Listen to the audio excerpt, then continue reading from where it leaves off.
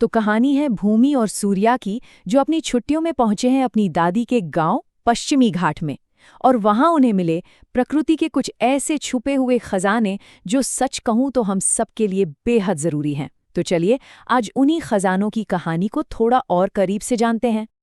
और यहीं से अज्जी के इसी एक सवाल से उनकी खोज शुरू होती है। तो फिर देर किस बात की, चलिए हम भी भूमि और सूर्या के साथ निकलते हैं प्रकृति के इन अनमोल तोहफों को ढूंढने के सफर पर। तो इस सफर का हमारा पहला पड़ाव है वो चीजें जिनके बिना हम जिंदगी की कल्पना भी नहीं कर सकते। बिल्कुल सही, हवा, पानी और सूरज। ये वो तीन बुनियादें हैं जिन पर हम सबका जीवन टिका है।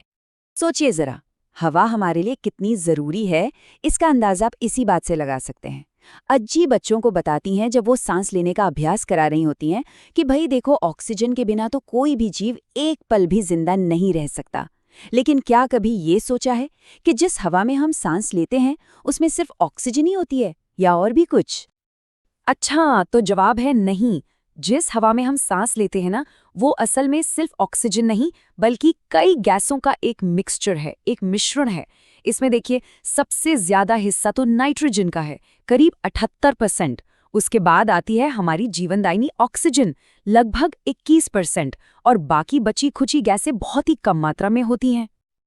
अब जब हवा चलती है तो उसे पवन कहते हैं, है ना? और इसी हवा की ताकत को समझाने के लिए अजी बच्चों के साथ एक मजेदार एक्टिविटी करती हैं। वो उन्हें एक फिरकी बनाना सिखाती हैं। और ये छोटी सी फिरकी ही हमें एक बहुत बड़ा आइडिया देती है कि कैसे हम हवा की इस एनर्जी का इस्तेमाल बिजली बनाने जैसे बड़े बड़े कामों में कर सकते हैं। देखा कैसे एक छोटा सा खिलौना एक इतनी बड़ी टेक्नोलॉजी का राज खोल देता है। जो बड़ी बड़ी पवन चक्कियां होती है ना, वो भी बिल्कुल इसी फिरकी की तरह हवा की ताकत से घूमती हैं और हमारे घरों के लिए बिजली बनाती हैं। कमाल है ना? चलिए, हवा की बात तो हो गई। अब बारी है हमारे दूसरे कीमती खजाने की, एक ऐसी चीज जिसके बिना हम वाकई एक दिन भी नहीं गुजार सकते, और वो है पानी। अज्जी बच्चों को यही समझाती हैं कि पानी की हर एक बूंद कितनी कीमती है, चाहे वो पीने के काम आए, खाना बनाने के या फिर कपड़े धोने के।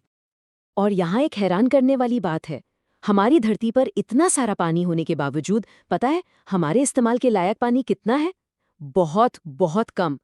ऐसा इसलिए क्योंकि ज्यादातर पानी या तो समुंदर में खारा है या फिर बर्फ बनकर जमा हुआ है। इसीलिए ये बहुत जरूरी हो जाता है कि हम मीठे पानी को बहुत ही सोच समझकर इस्तेमाल करें। ठीक है, तो अब चलते हैं अपने अगले खजाने की तरफ। एक सवाल है, कभी सोचा है कि हमारी पृथ्वी पर एनर्जी का, मतलब ऊर्जा का सबसे बड़ा सोर्स क्या है? ये सवाल हमें एक बहुत ही दिलचस्प सच्चाई की ओर ले जाएगा। तो भूमि और सूर्या की ये मजेदार बातचीत देखे, इससे पता चलता है कि एनर्जी आखिर काम कैसे करती है। गाय को जो ताकत मिल रही है वो सीधे सीधे धूप में खड़े होने से नहीं मिल रही, नहीं, उसे ताकत मिल रही है उस घास से जो वो खा रही है। और वो घास कैसे होगी? सूरज की रोशनी से। मतलब घुमा फिराकर देखा जाए तो हम सब किसी न किसी तरह से सूरज से ही तो जुड़े हुए हैं। कमाल है। तो हवा, पानी और सूरज के बाद अब हम बात करेंगे धरती के उन खजानों की जो हमारे जीवन की नींव है, एक तरह से फाउंडेशन। और वो है जंगल और मिट्टी। ये दोनों मिलकर ही इस धरती पर जीवन को मुमकिन बनाते हैं। अच्छा, जब हम जंगल कहते हैं तो दिमाग में क्या आता है? सिर्फ ढेर सारे पेड़ पौधे? नहीं, जंगल सिर्फ पेड़ों का झुंड नहीं है, बल्कि वो अपने आप में एक पूरी दुनिया है। यहाँ अनगिनत जंगली जानवरों, पक्षियों और कीड़े मकोड़ों को घर मिलता है, खाना मिलता है, और यही बात जंगलों को इतना खास बनाती है। और ये जंगल हमें देते क्या क्या है? अरे बहुत कुछ। मीठे मीठे फल जैसे आंवला, मजबूत लकड़ी और सबसे जरूरी ताज़ी साफ हवा। पर यहाँ अज्जी बच्चों को एक बहुत गहरी बात सिखाती हैं। वो कहती हैं कि हमें जंगल से सिर्फ उतना ही लेना चाहिए जो आसानी से मिल जाए, ताकि वहां रहने वाले जानवरों का भी पेट भर सके। जंगलों की असली जान वो है मिट्टी। और ये कोई ऐसी वैसी मिट्टी नहीं होती। इससे बनने में आप यकीन नहीं करेंगे, हजारों साल लग जाते हैं। और होता क्या है, जब पेड़ों से पत्ते झड़कर नीचे गिरते हैं तो वो इसी मिट्टी में मिलकर उसे और भी ज्यादा उपजाऊ और भी ताकतवर बना देते हैं।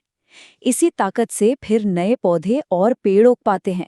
है ना ये प्रकृति का अपना एक अनोखा जादू? तो अब तक हमने उन खजानों की बात की जो हमें ऊपर ऊपर दिखते हैं। अब जरा उन एनर्जी सोर्सेस की बात करते हैं जो हमारी आज की दुनिया को चला रहे हैं, लेकिन इनकी कहानी थोड़ी अलग है। ये हैं जीवाश्म ईंधन, मतलब फॉसिल फ्यूल्स। कह सकते हैं कि ये धरती के अंदर छिपे हुए बहुत पुराने खजाने हैं। ये जीवाश्म ईंधन जैसे कि कोयला और पेट्रोल बनते कैसे हैं? ये असल में करोड़ों साल पहले धरती के नीचे जो जानवर और पेड़ पौधे दब गए थे, उन्हीं के अवशेषों से बने हैं। जरा सोचिए, करोड़ों साल, इन्हें बनने में कितना ज्यादा वक्त लगता है। और आज हमारी सड़कों पर जो ज्यादातर गाड़ियां दौड़ रही हैं वो इन्हीं जीवाश्म ईंधनों से चलती हैं। स्कूटर बाइक में पेट्रोल, कार बस में पेट्रोल या डीजल, ट्रैक्टर में डीजल, ये सब वही करोड़ों साल पुराने खजाने हैं।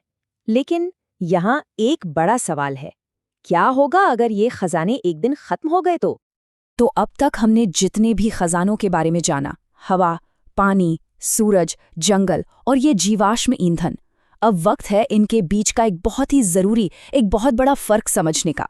ये जानना बेहद जरूरी है कि इनमें से कौन से खजाने हमेशा हमारे साथ रहेंगे और कौन से एक दिन खत्म हो सकते हैं। तो देखिए, प्रकृति से मिलने वाले ये सभी अनमोल तोहफे, चाहे वो सूरज हो, पानी हो या जंगल, इन सबको हम एक नाम देते हैं प्राकृतिक संसाधन या नेचुरल रिसोर्सेज। और जैसा कि हम जानते हैं, ये हमारी धरती पर जीवन को बनाए रखने के लिए बहुत ही जरूरी हैं। और यहीं पर आता है वो सबसे बड़ा फर्क। ये प्राकृतिक संसाधन दो तरह के होते हैं।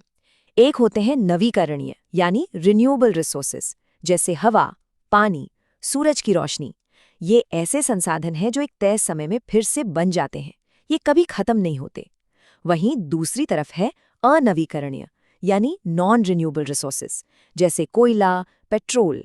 ये सीमित मात्रा में है और क्योंकि इन्हें बनने में लाखों करोड़ों साल लगते हैं, तो अगर ये एक बार खत्म हो गए तो दोबारा नहीं मिलेंगे।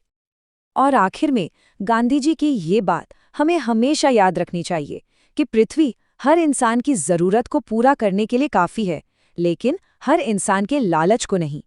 इन अनमोल खजानों का सही इस्तेमाल करना ही हमारे और हमारी आने वाली पीढ़ियों के लिए सबसे अच्छा होगा। तो सवाल यही है कि क्या हम सब मिलकर इन खजानों को बचाने के लिए तैयार हैं?